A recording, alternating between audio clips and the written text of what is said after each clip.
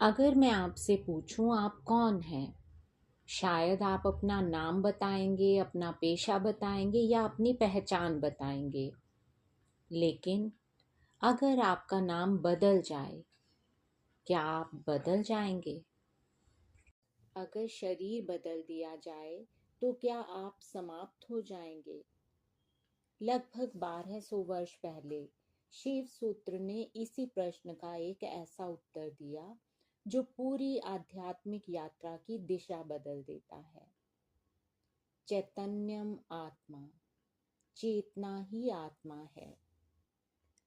कश्मीर शैव दर्शन की परंपरा में एक महान ग्रंथ है शिव सूत्र। परंपरा कहती है कि भगवान शिव ने स्वयं इसे ऋषि वसुगुप्त को प्रकट किया और इस ग्रंथ का पहला सूत्र है चैतन्यम आत्मा। सिर्फ 2 शब्द, लेकिन इन्हीं 2 शब्दों में पूरा शैव दर्शन समाया हुआ है। एक छोटा सा प्रयोग करते हैं। अपने हाथ को देखिए। आप हाथ को जानते हैं, इसका मतलब हाथ एक वस्तु है और आप उसे जानने वाले हैं। अब आप अपने विचारों को देखिए। मैं सोच रहा हूँ, मैं सुन रही हूँ, ये विचार भी देखे जा सकते हैं, तो विचार भी वस्तु बन गए। अब प्रश्न उठता है, जो हाथ को भी जान रहा है और विचारों को भी जान रहा है, वह कौन है? यहीं से शिव सूत्र शुरू होता है।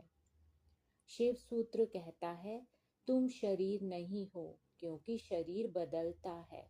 तुम विचार भी नहीं हो क्योंकि विचार आते जाते हैं। तुम भावनाएं नहीं हो क्योंकि भावनाएं बदलती रहती हैं। लेकिन एक चीज कभी नहीं बदलती, जागरूकता, चेतना। वही जो हर अनुभव को जान रही है, उसी को आत्मा कहा गया है। हमारी सबसे बड़ी भूल क्या है? हम स्वयं को उन चीजों से जोड़ लेते हैं जो लगातार बदल रही हैं, जैसे नाम, शरीर, विचार, पहचान, और फिर दुखी होते हैं। शिव सूत्र कहता है कि बंधन बाहर नहीं है, गलत पहचान ही बंधन है। आधुनिक मनोविज्ञान भी एक रोचक बात कहता है कि हमारे विचार बदलते रहते हैं, लेकिन अनुभव करने की क्षमता बनी रहती है। शिव सूत्र इससे भी आगे जाता है। वह कहता है कि उस अनुभव करने वाली चेतना को पहचानो, वही स्वतंत्रता है।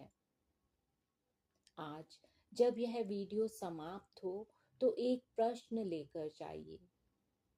अगर मैं अपने विचार नहीं हूँ, अगर मैं अपना शरीर नहीं हूँ, तो मैं कौन हूँ?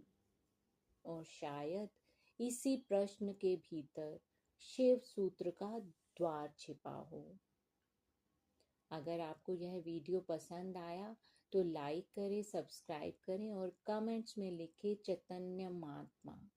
अगले एपिसोड में हम समझेंगे ज्ञानम बंध है, यानी ज्ञान ही बंधन कैसे बन जाता है।